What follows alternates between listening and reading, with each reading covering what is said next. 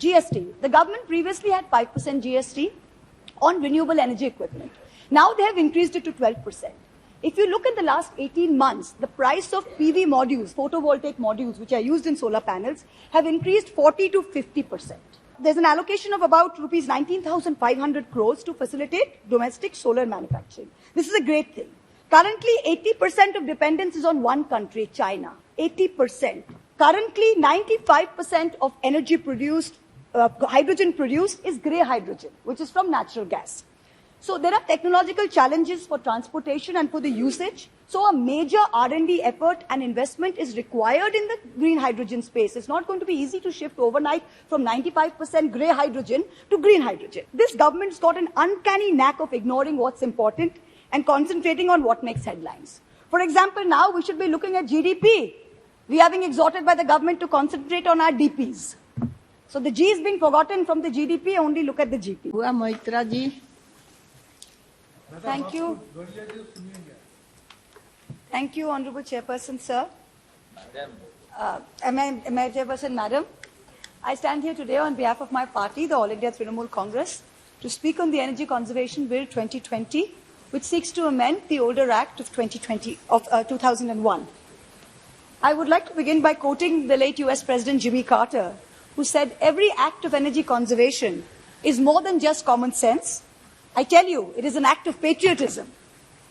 Indians traditionally have lived by the motto, money saved is money earned. This holds entirely true for energy. Energy saved is energy earned. Energy conservation or energy efficiency might be one of the most important factors going forward in India's sustainable growth. Now, what are some of the main things that this bill seeks to do, as stated in the objects and reasons? I'm going to try and explain the 2 or 3 main things very simply. Number one, this bill adds large residential buildings. What are large residential buildings? Those with a connected load of 100 kilowatts or with contracted demand of 120 kV. Brings it into the ambit of this act. Previously, this was only for DISCOMs and for commercial buildings. The second thing that it does is, currently only DISCOMs had a mandate to purchase renewable energy. With this amendment, this is going to be extended to industry. So, for example, an industry like, say, a cement plant has to buy 25% renewable power.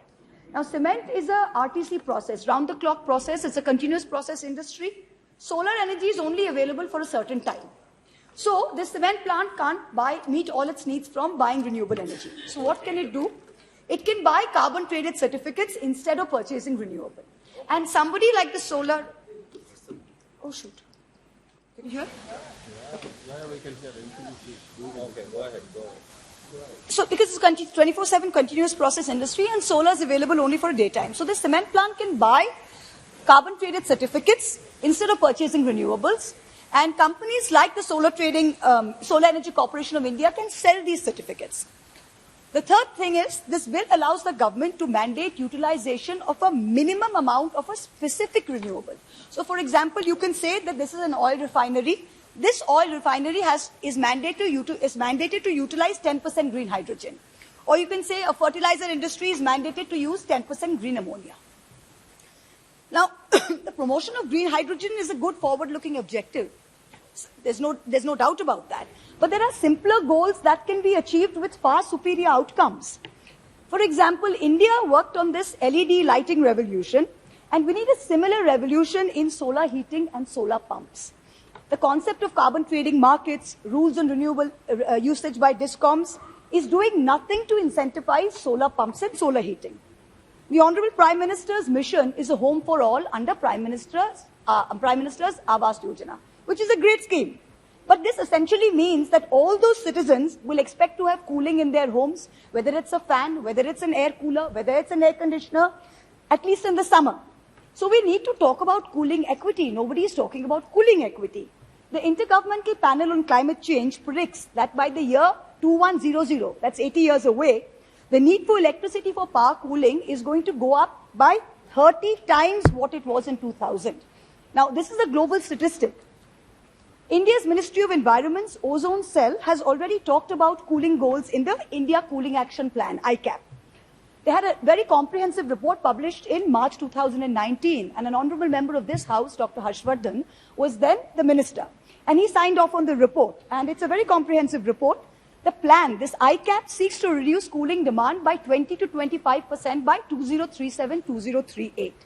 But this current amendment doesn't take cooling demand into consideration. The bill's only talking about large residential buildings. The reality is that we need to have a focus on passive cooling. What is passive cooling? When you're designing a building, you need buildings that utilize shading, that utilize other techniques. And we need to incentivize the use of 5-star energy-saving air conditioners, solar heaters, solar pumps. None of this is coming under the purview of this act. The same India Cooling Action Report says that the aggregated nationwide cooling demand, this is something that is measured in tonnage of refrigeration, TR, it is going to grow 8 times by 2037-38 as compared to 17-18 baseline. So in 20 years' time, it is going to grow 8 times. Building sector cooling demand that you're talking about, building sector cooling demand will grow 11 times. Cold storage chain cooling demand will grow by 4 times. Transport air conditioning will grow by 5 times. Now, when you say that this is a green building, how is air conditioning in most buildings done? If you think about residential buildings, most of us live in residential buildings. It is not something that the builder does. It is not something that the government does. Air conditioning is put by individual consumers. So I buy it, you buy it, and then we fit it in our homes. So 8% of current households currently in India have air conditioners. Now this is anticipated to rise to 21% by 27-28. So another 5 years' time, 21% of India's homes are going to use air conditioners. In 15 years' time, 40% of India's homes are going to use air conditioners. So what do we need to do? Currently, there's an Oxford India Sustainability Center. They've come out with a study that says that 40% of air conditioners being used in India today have 3-star energy efficiency. We need to make sure that all air conditioners sold, there is an incentive for R&D, incentive for manufacturers to progressively improve, for 5-star AC units to be available and for people to be incentivized to buy them. And solar-based cooling technologies should be given a big R&D focus because we are not focusing on cooling technologies. If you're talking about rural households, there's air coolers and there's ceiling fans. So even ceiling fans and air coolers, we have something known as a Bureau of Energy Efficiency, the BEE. Today, when you go to the market, for example, if you go to Kotla market and you're trying to buy a fan or you're trying to buy a cooler, there is no BEE stamp on all of them. So we have to make sure everything available to the consumer, even in terms of non-air conditioning, so that fans and coolers have a BEE stamp. When you read the ICAP report, it spoke of long-term, medium-term, and short-term recommendations. I'm just going to look at the short-term recommendation. It says very clearly that India needs to recognize cooling as a national thrust area and promote R&D for cooling. It needs to facilitate research for energy-efficient cooling technologies. I don't find any mention of this in the current amendment at all. Now, there's one very important thing we need to concentrate on. Most of India's cooling requirement occurs between 7 p.m. and 10 p.m. This is the time when people come home after work, families sit together. This is when the fan is on, the air conditioner is on, the air cooler is on. Now, when we are talking of renewable energy and we are concentrating on solar energy, please understand, solar energy is only available during the day. So we need to shift the availability of storage of solar energy to the 7 p.m. to 10 p.m. slot. So while we need to create solar, we need to create peak storage battery, 4-hour peak storage battery to store that solar. We need to create pump storage hydro, grid scale batteries to shift the availability of solar to the 7 p.m. to 10 p.m. time when people need it. Otherwise, it's useless because the time when people need it is not when renewable energy is being made available. Now, when you see India's size, India is a vast country, and there's perhaps no other country in the world as big as India which has only one time zone. Now, there's a study by the CSIR National Physics Laboratory, and it's a scientific study, which says there's a huge benefit to evaluating, at least let us evaluate the idea of 2 time zones for India, one for the Northeast region. So Assam, onwards Northeast, and Andaman and Nicobar, because in the evenings in winter, sun rises at 5 or 6 a.m. and sets as early as 4 p.m. Government offices start at 10 a.m. So you have that peak time in the morning where energy is wasted.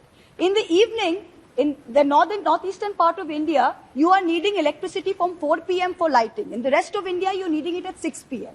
So again, you see the circadian rhythm of people plus the energy needs are different. And perhaps the idea of making that part of India GMP +1, GMT plus 6.5 as opposed to us, which are GMT plus 5.5 for the rest of India, would be beneficial.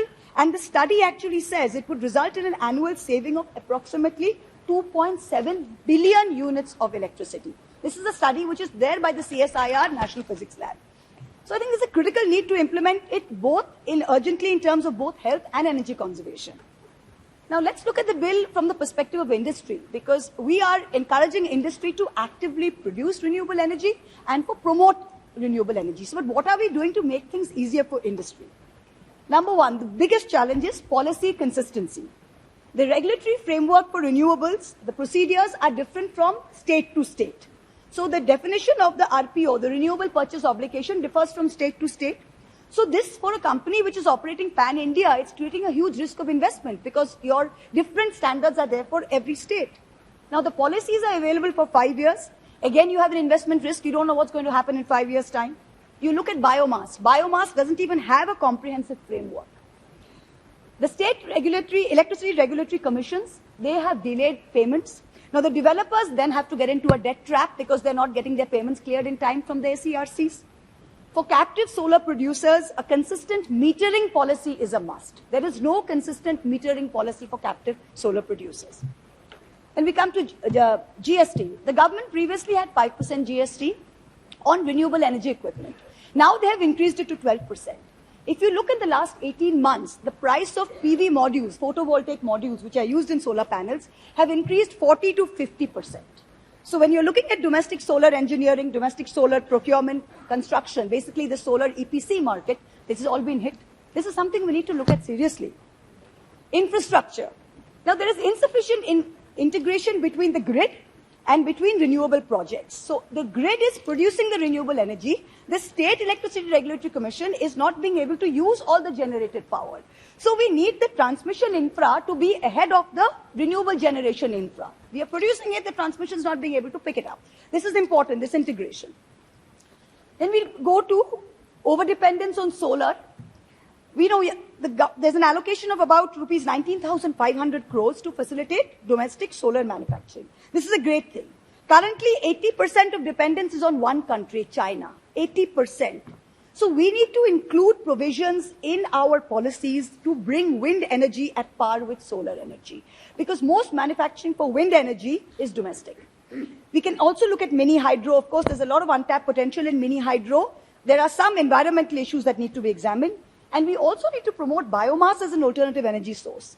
What's happening now with using only solar is RTC, which is round the clock. We are not getting round the clock in renewable power. This is something that can only be done with a hybrid mix of hydro, wind, and solar. And the next thing we come to is storage.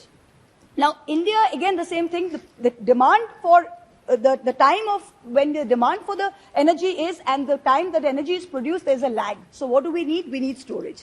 India would need about a dozen gigawatt scale factories with an average capacity of 10 gigawatt hour at least.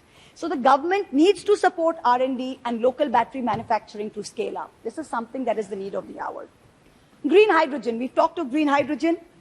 Currently, 95% of energy produced, hydrogen produced is grey hydrogen, which is from natural gas.